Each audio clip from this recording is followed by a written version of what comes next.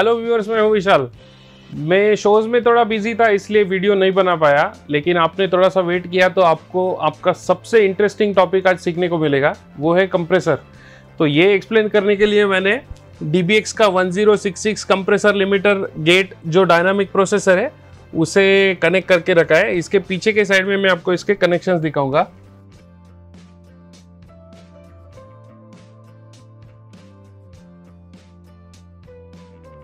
तो यहाँ पे DBX का 1066 इसमें मैंने इंसर्ट केबल के थ्रू इसे कनेक्ट किया है। ओके, इसमें ये इनपुट का केबल इसमें गया है इसके इनपुट में, और आउटपुट का केबल इसके आउटपुट में गया है, और ये केबल मैंने यहाँ पे इस मिक्सर में इंसर्ट किया है। ओके, डायनामिक प्रोसेसर को हम हमेशा इंसर्ट करते हैं। आप इसको सीरीज में भी यूज कर सकते हो, जैसे कि चैनल का आउटपुट निकाल के आप उसको कंप्रेसर के इनपुट में डाल के उसको आप कंप्रेसर का आउटपुट लेके वापस चैनल में वापस दूसरे चैनल में आप उसको इनपुट कर सकते हो। लेकिन मैंने इंसर्ट किया है। इंसर्ट करने का फायदा यह है कि ये इक्वलाइजर के पहले आएगा। ओके, यहाँ पे मैंने लैपटॉप में एक कंटिन्यूस ड्रम किट का लूप प्ले करके रखा है जो रिपीटेडली प्ले हो रहा है। मेरे लैपटॉप में डार्क थीम करके रखा है क्योंकि आंखों को तकलीफ होती है, इसलिए वो आपको ब्लैक दिख रहा है। इसका सिग्नल EP केबल के थ्रू आ रहा है DI बॉक्स में, और DI बॉक्स से लेके ये आ रहा है इस चैनल में, और इस चैनल में हमने कंप्रेसर को इंसर्ट करके रखा है। ओके, और यहां से एक आउटपुट जा रहा है स्पीकर को।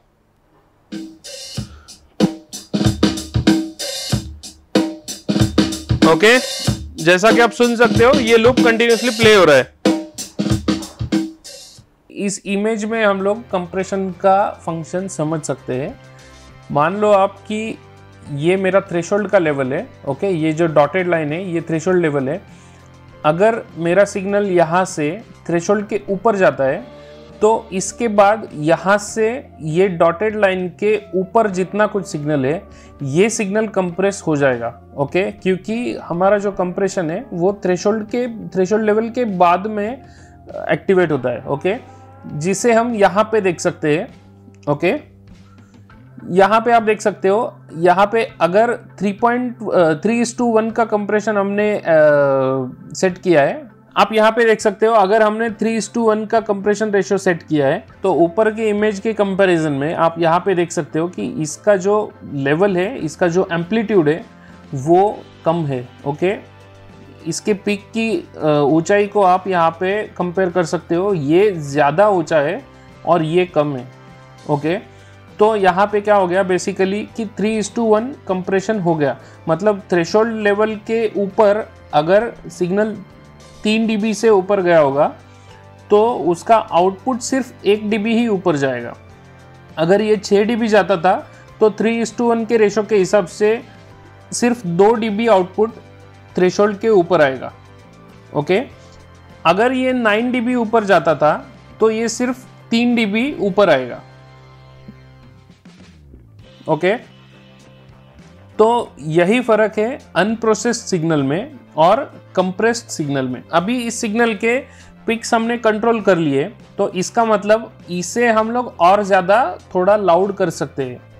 तो आप नीचे का इमेज देख सकते हो, अगर मेकअप गेन बढ़ा दिया तो ये थ्रेशोल्ड लेवल है, और जो नीचे का भाग है ये भी मेकअप गेन की वजह से ऊपर आ गया। तो मतलब हमारा ओवरऑल सिग्नल जो है वो लाउड हो गया, और हमारा डायनामिक रेंज भी कम हो गया, क्योंकि यहाँ पे ये जितना आप यहाँ पे देख सकते हो कि इसका जो कुछ डायनामिक रेंज है वो यहाँ पे कम है। ओके, ये सिग्नल सॉफ्ट से लेके लाउड पार्ट तक जितना लंबा है उससे ये कई गुना कम लंबा है। ओके, तो ये हो गया हमारा डायनामिक कंप्रेशन। डायनामिक रेंज का मतलब क्या है कि difference between softest signal and loudest signal. Okay, जो सबसे ज़्यादा लाउड सिग्नल है और जो सबसे सॉफ्ट सिग्नल है उसके बीच में का जो डिफरेंस है उसे डायनामिक बोलते हैं। ये DBX का 1066 कंप्रेसर लिमिटर गेट एक डायनामिक प्रोसेसर है। ओके, जिसमें गेट एक्सपांडर भी है, कंप्रेसर भी है और लिमिटर भी है। ये एक 2 चैनल स्टीरियो डायनामिक प्रोसेसर है, जिसको हमने स्टीरियो कपल का बटन दबाया तो ये स्टीरियो मोड में चला जाएगा। फर्स्ट चैनल पे आप जो कुछ सेटिंग्स करोगे, दूसरा चैनल उसको अपने आप फॉलो करेगा। ओके, तो डायनामिक प्रोसेसर का मतलब ये होता है कि डायनामिक, ये इस वर्ड का मतलब ये है कि सॉफ्टेस्ट साउंड और लाउडेस्ट साउंड, इसके बीच में का जो कुछ डिफरेंस है उसे डायनामिक बोलते हैं। ओके, तो डायनामिक प्रोसेसर साउंड के डायनामिक्स के साथ खेलेगा, ये इक्वलाइजर जैसा फिल्टर वगैरह नहीं करेगा। फिलहाल के लिए हम लोग गेट और एक्सपांडर के कंट्रोल्स छोड़ देंगे, उसे 0 कर देंगे और हम लोग देखेंगे कंप्रेसर के बारे में, क्योंकि आज का हमारा वीडियो का टॉपिक है कंप्रेसर। तो कंप्रेसर में सबसे पहले आता है थ्रेशोल्ड। थ्रेशोल्ड यहाँ पे अगर आप देख सकते हो, इसका रेंज है -40 से लेके +20 dB तक। ओके, अगर मैंने थ्रेशोल्ड को -10 पे सेट किया है तो मेरा सिग्नल -10 के ऊपर जाते ही कंप्रेसर ऑन हो जाएगा।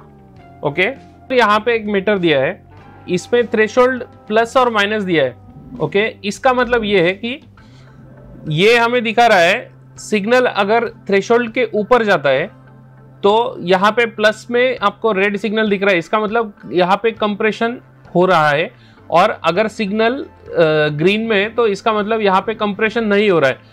ओके, अभी मैं आपको ज्यादा कंप्रेशन करके दिखाता हूँ। अगर मैं इस थ्रेशोल्ड को और नीचे ले जाऊंगा तो आप देखोगे कि सिग्नल मेरा पूरी तरह से थ्रेशोल्ड के ऊपर जा रहा है, ऑलमोस्ट पूरी तरह से ऊपर जा रहा है। तो इसमें रेड लाइट दिख रहा है और कंप्रेशन हो रहा है। ओके, अभी मैंने थ्रेशोल्ड को इतना नीचे किया, -40 dB तक किया है। ओके, मैंने थ्रेशोल्ड को ऑलमोस्ट -40 dB तक पूरा नीचे किया है, तो यहाँ पे बहुत ज़्यादा कंप्रेशन हो रहा है। फिर भी ये ग्रीन लाइट भी क्यों दिख रहा है? क्योंकि आवाज़ में क्योंकि मेरे सिग्नल में जो डायनामिक्स है, ड्रम किट के सिग्नल में जो कुछ डायनामिक्स है उसमें कम और ज़्यादा आवाज़ भी है।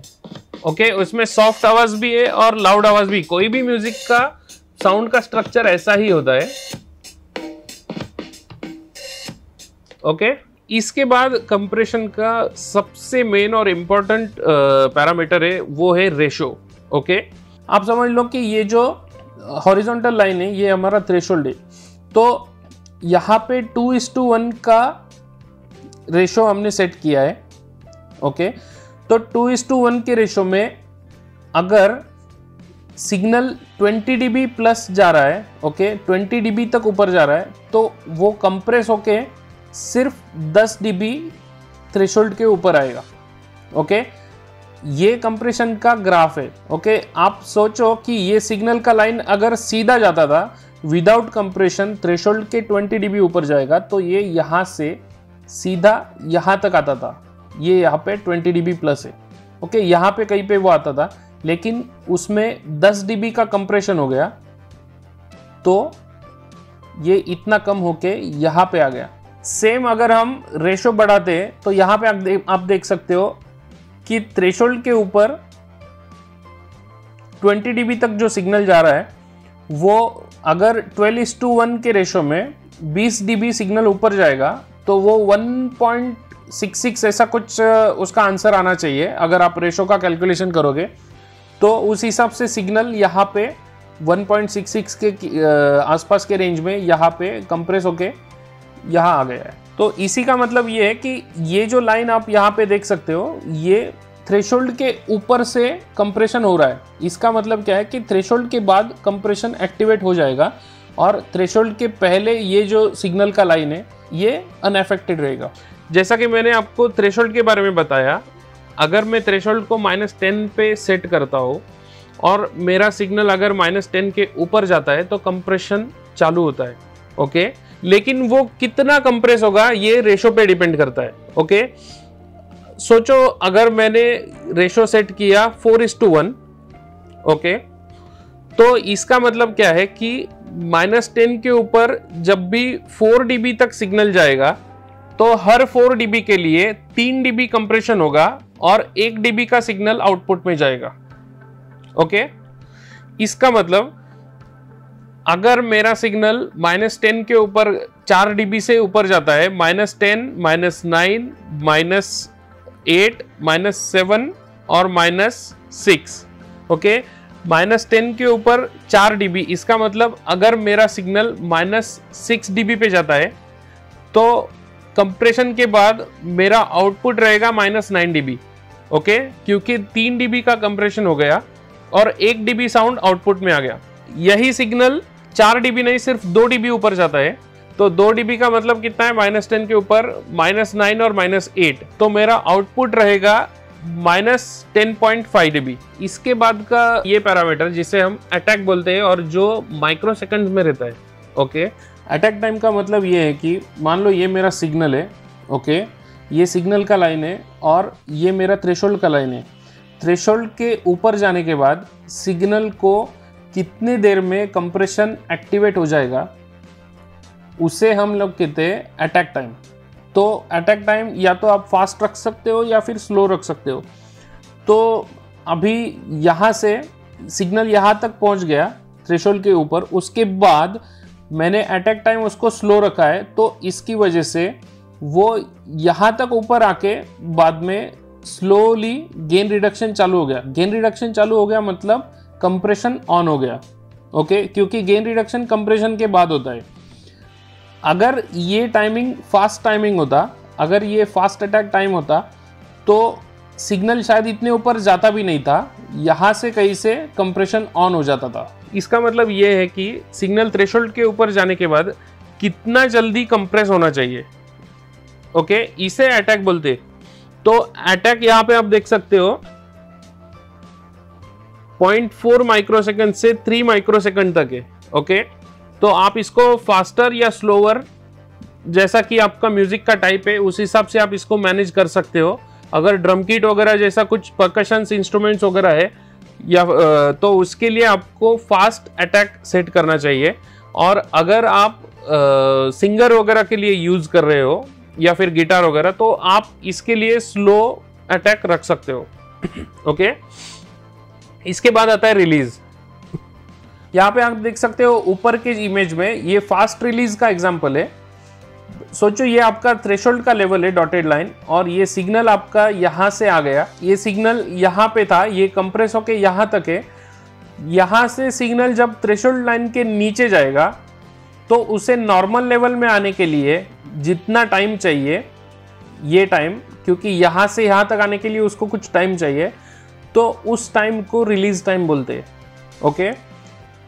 कंप्रेशन खत्म होने के बाद सिग्नल जब थ्रेशोल्ड लाइन से नीचे आएगा तो उसको नॉर्मल लेवल में आने के लिए जो कुछ टाइम चाहिए उसे बोलते हैं रिलीज टाइम, ओके। मतलब कंप्रेशन उसको रिलीज कर रहा है, छोड़ रहा है। कंप्रेशन छोड़ने के लिए जो टाइम चाहिए उसको रिलीज टाइम बोलते हैं बेसिकली, ओके। तो ये फास्ट रिलीज टाइम है और ये आप यहाँ पे स्लो रिलीज टाइम का एग्जांपल देख सकते हो। सिग्नल जब भी थ्रेशोल्ड के ऊपर जाके कंप्रेस हो जाएगा, उसके बाद में सिग्नल जब वापस नीचे आएगा, थ्रेशोल्ड से नीचे आएगा, तो उसे नॉर्मल लेवल में आने के लिए कितना टाइम लगेगा, ओके, उसे कहते हैं रिलीज। तो रिलीज का वैल्यू 5 dB से लेके 250 dB पर सेकंड में रहता है, ओके। इसे आप सेट कर सकते हो आपके हिसाब से, आपके म्यूजिक के हिसाब से, आपके पर्सनल चॉइस के हिसाब से। अगर सिंगर वगैरह है तो इसको स्लो कर सकते हो, अगर ड्रम किट ऐसा कुछ है तो आप उसको भी फास्ट रख सकते हो। और इसमें लास्ट वाला पैरामीटर आता है आउटपुट गेन, जिसे मेकअप गेन भी कहते हैं। मेकअप गेन का मतलब ये है कि कंप्रेसर जब सिग्नल के पिक्स को कंप्रेस करेगा तो उसका डायनामिक रेंज कम हो गया, उसके बाद में आउटपुट गेन देके हम उसको बढ़ा सकते हैं, सिग्नल को लाउड कर सकते हैं, ओके। थोड़ा सा उसका डायनामिक रेंज, थोड़ा सा उसको हम लोग लाउड कर सकते हैं, क्योंकि कंप्रेस करने के बाद सिग्नल थोड़ा सा दब जाएगा। बाद में जितना कुछ वो कम हो गया है आप उसको थोड़ा बहुत मेकअप गेन को ऊपर करके आप उसको सेट कर सकते हो। यहाँ पे अटैक और रिलीज के लिए जैसे आप देख सकते हो, यहाँ पे ऑटो का एक स्विच दिया है। अगर मैं इस स्विच को दबाता हूँ तो अटैक और रिलीज जो है वो ऑटोमेटिक हो जाएगा। आप जो कुछ सिग्नल कंप्रेसर को फीड कर रहे हो वो सिग्नल के हिसाब से वो खुद को मैनेज करेगा। तो ये अगेन ये आपकी चॉइस के ऊपर डिपेंड करता है, आप इसे यूज करना चाहते हो या नहीं। यहाँ पे एक स्विच है ओवर इजी का, अगर मैं इसे दबाता हूँ तो ये हार्ड नी और ओवर इजी के बीच में, हार्ड नी और सॉफ्ट नी के बीच में स्विच करता है। इसका मैं आपको स्क्रीन पे ग्राफिक दिखा दूंगा। यहाँ पे आपका आउटपुट सिग्नल है, ये आपका इंक्रीजिंग इनपुट सिग्नल लेवल है। ओके, कंप्रेशन नी का मतलब ये है कि यहाँ तक सिग्नल अनअफेक्टेड है, इसमें कोई भी कंप्रेशन नहीं है, और थ्रेशोल्ड के बाद अगर यहाँ से कंप्रेशन चालू हो रहा है, ओके, अभी यहाँ पे मैंने 10:1 का रेशो सेट किया है, तो इसका मतलब क्या है, ये हार्ड कंप्रेशन है। अगर ये सिग्नल थ्रेशोल्ड के थोड़ा सा भी ऊपर जाता है तो ये हार्ड कंप्रेशन चालू हो जाएगा। यहाँ पे आप देख सकते हो कि ये हार्ड कंप्रेशन है, तो इसमें क्या है कि सिग्नल जब यहाँ से जाके थ्रेशोल्ड पार करेगा और सडनली ड्रॉप हो जाएगा, तो इसका ऑडिबल डिफरेंस आप समझ सकते हो। ओके, सिग्नल आपको अचानक से कम हो गया ऐसा कुछ महसूस होगा। तो इस वजह से यहाँ पे हम लोग सॉफ्ट नी का बटन दबाते हैं, सॉफ्ट नी, या फिर उसको ओवर इजी बोलते हैं। तो इसमें क्या हो जाएगा, ओवर इजी का बटन दबाया तो ये जो हार्ड नी था ये सॉफ्ट हो जाएगा और सिग्नल यहाँ से सॉफ्टली कंप्रेस होगा। इसमें आपको ज़्यादा ऑडिबल डिफरेंस सुनाई नहीं देगा। फिर भी सॉफ्ट नी जैसे सेटिंग्स आप सिंगर के लिए यूज़ कर सकते हो, और हार्ड नी जैसे सेटिंग्स बेस गिटार और ड्रम किट के लिए भी आप यूज़ कर सकते हो। फिर भी ये स्टैंडर्ड नहीं है, आपके पर्सनल चॉइस के ऊपर डिपेंड करता है। और यहाँ पे कंटूर का एक स्विच दिया है, अगर कंटूर का स्विच आपने दबाया तो low frequency slightly deemphasize हो जाएगा, जिससे अगर आपके लो फ्रीक्वेंसी में मफल्ड साउंड जैसा कुछ आ रहा है तो वो इससे निकल जाएगा। इसके बाद यहाँ पे होता है साइड चेन का फंक्शन है, जिसके बारे में मैं आपको बाद में बताऊंगा। अब हम देखेंगे कंप्रेसर का प्रैक्टिकल यूज। तो ये मैंने सिग्नल बढ़ा दिया,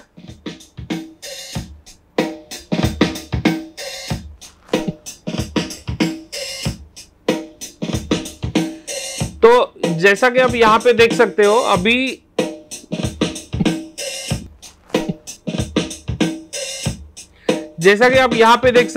अभी थ्रेशोल्ड का वैल्यू मैंने 0 रखा है, तो यहाँ पे नो कंप्रेशन है। ओके, सिग्नल थ्रेशोल्ड के नीचे है तो कोई भी कंप्रेशन नहीं हो रहा है। अभी मैं इसे इस सिग्नल के हिसाब से सेट करता हूं। मैं थोड़ा सिग्नल और लाउड करूंगा।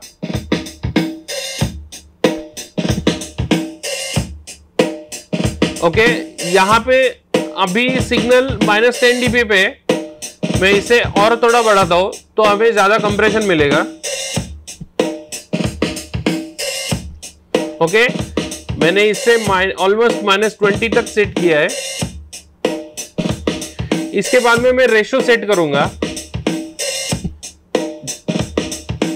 अगर मैं ज्यादा रेशो करता हूं तो आप यहां पे देख सकते हो ज्यादा कंप्रेशन हो जाएगा। ये गेन रिडक्शन का मीटर है, तो ये मेरा इनपुट आउटपुट मीटर है। इसका मतलब कि कंप्रेसर में कितना इनपुट सिग्नल आ रहा है और कंप्रेस करने के बाद कितना आउटपुट जा रहा है, इसे मैं स्विच दबा के कंपेयर कर सकता हूँ। कितना कंप्रेशन हो रहा है ये यहाँ पे पता चलेगा।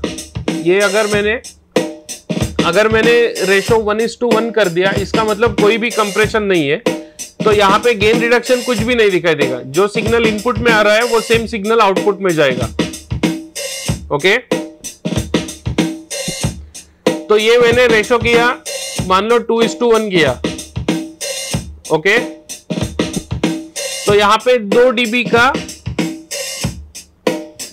dB का रिडक्शन दिखाई दे रहा है, क्योंकि यहां से शायद सिग्नल उस रेशो में ऊपर या नीचे जा रहा होगा। अगर मैंने 3 dB तक रेशो किया तो और ज्यादा कंप्रेशन हो रहा है, 4 dB तक किया तो और ज्यादा कंप्रेशन हो रहा है।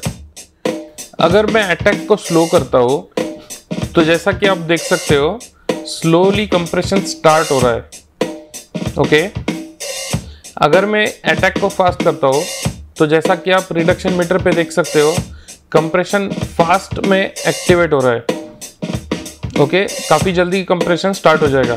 अगर मैं रिलीज को फास्ट करता हूं तो कंप्रेशन जल्दी से खत्म हो रहा है। ओके, और अगर मैं रिलीज को स्लो करता हूं तो कंप्रेशन ज्यादा देर तक पकड़ के रख रहा है। ओके, अगर मैं रिलीज के साथ अटैक को भी स्लो करता हूं तो आप देख सकते हो कि थोड़ा सा कंप्रेशन हो रहा है। अगर मैं रिलीज को फास्ट करता हूं और अटैक को भी फास्ट करता हूं तो आप देख सकते हो कि जल्दी से स्टार्ट होके जल्दी से कंप्रेसर खत्म हो रहा है। ओके, सिग्नल को ज्यादा पकड़ नहीं रहा है वो। जैसे ही सिग्नल जैसे ही थ्रेशोल्ड के ऊपर जाएगा कंप्रेशन स्टार्ट हो जाएगा, और जैसे ही थ्रेशोल्ड के नीचे आएगा कंप्रेशन जल्दी से बंद हो जाएगा।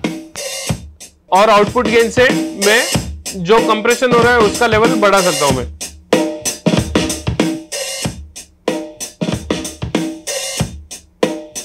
ओके,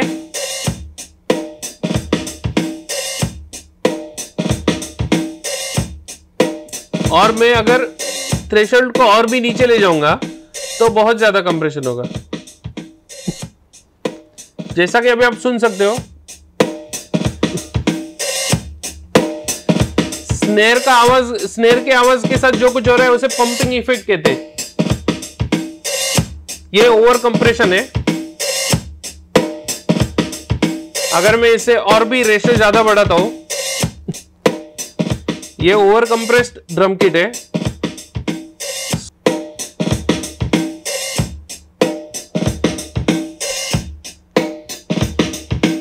आप जब भी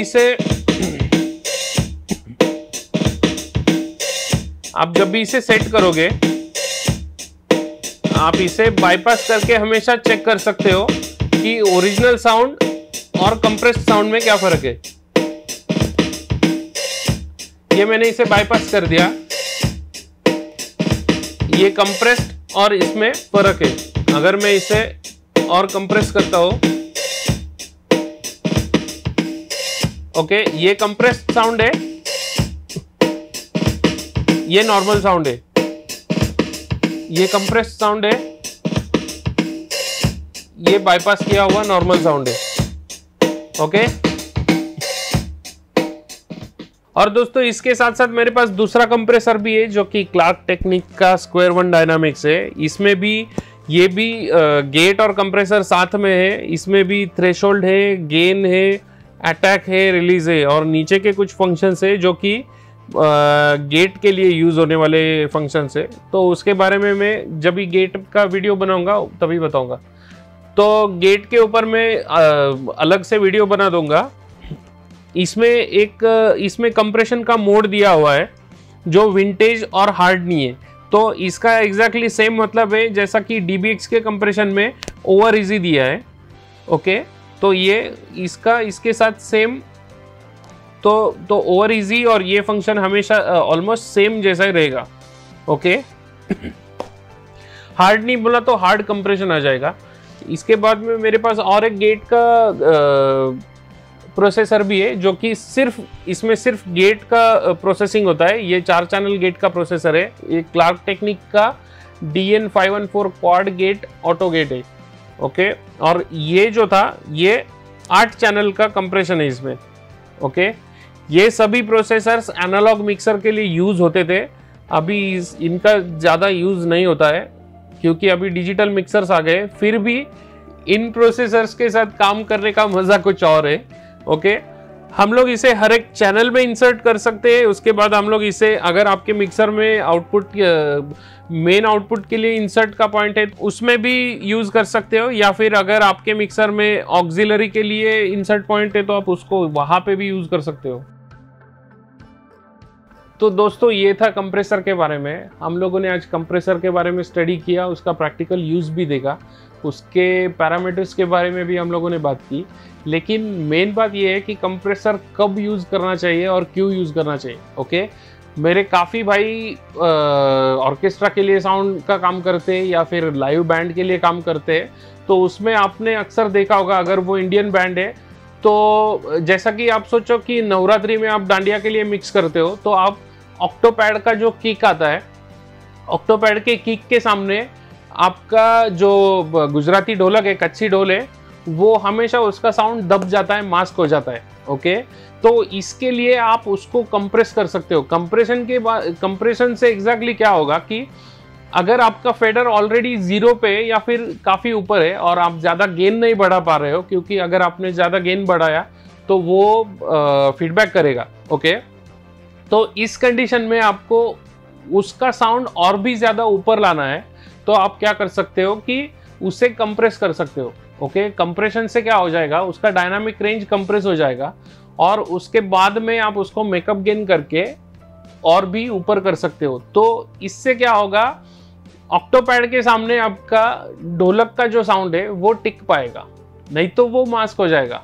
दूसरी बात ये है कि आपने अगर रॉक बैंड का काम किया होगा, आपको अगर रॉक बैंड मिक्स करने का एक्सपीरियंस है, तो आपने एक चीज़ इसमें देखी होगी कि सिंगर का साउंड ऊपर लाने के लिए, सिंगर का साउंड पूरे इंस्ट्रूमेंटेशन के ऊपर हाईलाइट करने के लिए बहुत ही मुश्किल होता है। ओके, क्योंकि रॉक बैंड जैसे बैंड्स में इंस्ट्रूमेंटेशन बहुत ज़्यादा लाउड होता है। ओके, ड्रम किट लाउड होता है, गिटार्स लाउड होते हैं, कीबोर्ड्स भी लाउड होते हैं, इस वजह से सिंगर की आवाज़ ऊपर नहीं आ पाती है। तो इसका सॉल्यूशन ये है कि आप सिंगर के वॉइस को कंप्रेस करके आप उसको हाईलाइट कर सकते हो। इसके अलावा भी कंप्रेशन के काफ़ी सारे यूजेस है। अगेन मैं ये कहूँगा कि ये स्टैंडर्ड फार्मूला नहीं है कंप्रेशन यूज करने की, ये पूरी तरह से आपके ऊपर डिपेंड करता है कि आप उसे किस लिए यूज करना चाहते हो। ओके, आप उससे कोई साउंड को, कोई किसी पर्टिकुलर इंस्ट्रूमेंट को या फिर सिंगर को या फिर किसी साउंड को आप हाईलाइट करने के लिए भी यूज कर सकते हो, या फिर किसी साउंड को कम करने के लिए भी यूज कर सकते हो, या फिर आप उसको आउटपुट प्रोसेसिंग में यूज करके पूरे आउटपुट को भी थोड़ा सा कंप्रेस कर सकते हो। तो ये पूरी तरह से आपके ऊपर डिपेंड करता है। दोस्तों, आज के वीडियो में इतना ही। अगर आप चैनल पे नए हैं तो चैनल को लाइक, शेयर और सब्सक्राइब जरूर कीजिए। आपको लाइव साउंड के बारे में कुछ भी जानकारी चाहिए तो आप मुझे बेशक कमेंट्स बॉक्स में ज़रूर लिखना, मैं उसके ऊपर वीडियो बना दूंगा। और अगले वीडियो में हम लोग और भी कुछ नया सीखेंगे। Thank you.